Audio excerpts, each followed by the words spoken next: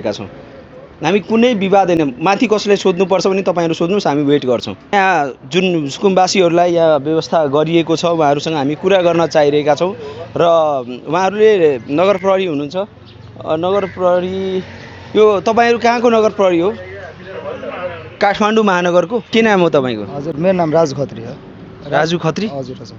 अनि के छ यहाँभित्र तपाईँहरूलाई कुनै किसिमको अप्ठ्यारो त परेको छैन नि? त्यस्तो छैन सर, सबै राम्रो छ, व्यवस्थित गरिदिनु भएको छ। जेस हरेक हुनुहुन्छ है? एकदम ठिक छ सर। बच्चाहरूलाई पढाइदिरहेछन्, अब हामीलाई काममा जानु दिइरहेछ होइन। खानाहरू टाइम टेबलमा छ।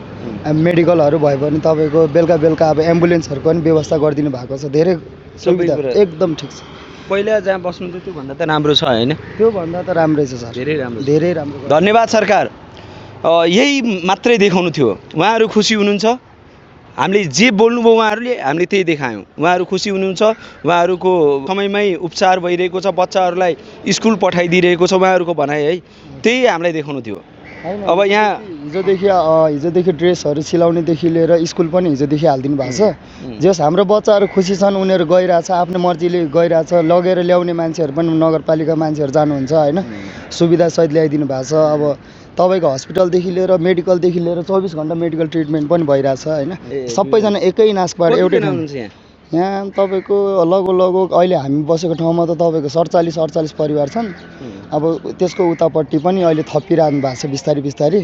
अनि तिनीहरू गरेर चाहिँ त्यति चाहिँ थाहा छैन, जे 150 माथि छन्। 150 रियल सुकुम्बासी जो छ, जो साँच्ची नै सुकुम्बासी हो, उनीहरूले न्याय पाउनुपर्छ। तर सुकुम्बासीको नाममा राजनीति गर्नेहरूलाई सरकारले तह लगाउनै पर्छ। सुकुम्बासीको नाममा कतिपय हामीले भिडियोहरू देखेका छौँ, मोटो मोटो सुनको सिक्री होइन, अनि काठमाडौँको विभिन्न ठाउँहरूमा घर जग्गा अनि सुकुम्बासीको नाममा त्यहाँ पनि घर बनाएर भाडा उठाउने, त्यस्तालाई कारबाही गर्नुपर्छ। सरकारले गरिरहेका कामहरूलाई हामी बडो नजिकबाट निहालिरहेका छौँ र धन्यवाद दिन चाहन्छु अहिलेको सरकारलाई। किनभने सुकुम्बासी बस्ती जुन हटाइयो त्यसपछि विभिन्न खालका टिका टिप्पणी आयो, सरकारले गरिबमाथि डोजर चलायो, विभिन्न खालका विरोधहरू समर्थनहरू, विभिन्न खालका समाज भनौँ यो विषयमा दुई खालको मत देखियो।